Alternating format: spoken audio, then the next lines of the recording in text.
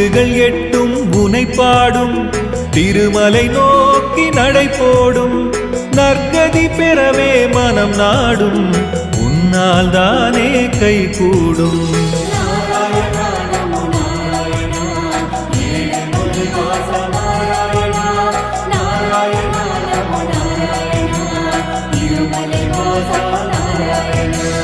பத்மாவதியை மணந்தவனே